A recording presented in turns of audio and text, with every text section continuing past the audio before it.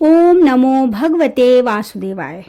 दोस्तों, ज्येष्ठ मास के शुक्ल पक्ष की एकादशी का महत्व काफी अधिक है, क्योंकि ये व्रत तपस्या की तरह किया जाता है। इसे साल की सबसे बड़ी एकादशी माना जाता है। ये व्रत सबसे कठिन माना जाता है, क्योंकि भक्त पूरा दिन पानी भी नहीं पीते। गर्मी के समय में पानी के बिना रहना बहुत मुश्किल होता है। इसी तरह से जो भक्त ये व्रत कर लेते हैं, उन्हें सभी 24 एकादशियों का पुण्य मिल जाता है। इस व्रत में संयम की परीक्षा होती है। भक्त किस तरह खुद पर संयम रखकर पूरा दिन निराहार और निर्जल रहकर भक्ति करता है। इसी वजह से ये व्रत संयम और भक्ति का प्रतीक है। निर्जला एकादशी के दिन भक्त भगवान विष्णु की पूजा, मंत्र जप, ग्रंथों का अध्ययन करते हुए भक्ति करते हैं।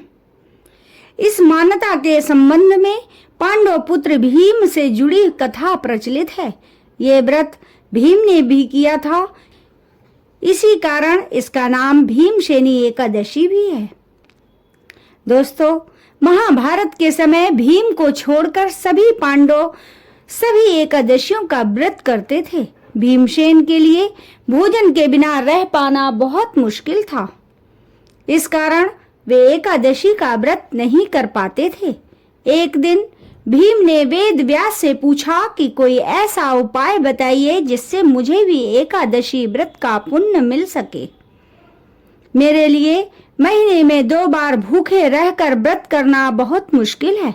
तब ऋषि व्यास ने भीम को सलाह दी कि यदि वे सभी एकादशियों का पुण्य एक साथ प्राप्त करना चाहते हैं, तो उन्हें ज्येष्ठ शुक्ल एकादशी को बिना जल के उपवास करना चाहिए।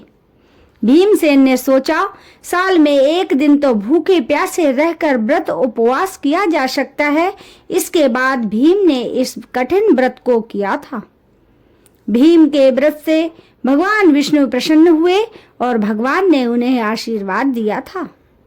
भगवान विष्णु ने भीम से कहा था कि जो भी भक्त श्रद्धा और विधि विधान से ये व्रत करेगा, उसे सभी एकादशियों का पुण्य प्राप्त होगा। जो लोग निर्जला एकादशी व्रत करना चाहते हैं, उन्हें दशमी तिथि की शाम को खाने में सात्विक आहार लेना चाहिए, जल्दी सोना चाहिए और सुबह सूर्योदय से पहले जागना चाहिए। स्नान के बाद उगते सूर्य को जल चढ़ाएं। घर के मंदिर में गणेश जी, भगवान विष्णु, महालक्ष्मी की विधिवत पूजन करें। गणेश जी को दूर्वा और लड्डू चढ़ाएं। भगवान विष्णु और लक्ष्मी जी को पीले फूल, तुलसी दल, धूप, दीप आदि चढ़ाएं। भगवान के सामने निर्जला एकादशी का व्रत करने का संकल्प लें। पूरा दिन बिना अन्न और जल के रहें।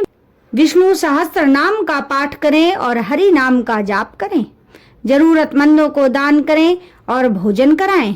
शाम को पूजा करें। रात में जल्दी शयन करें। अगले दिन यानी द्वादशी तिथि पर भी सुबह जल्दी जागें। स्नान आदि कामों के बाद पूजा करें।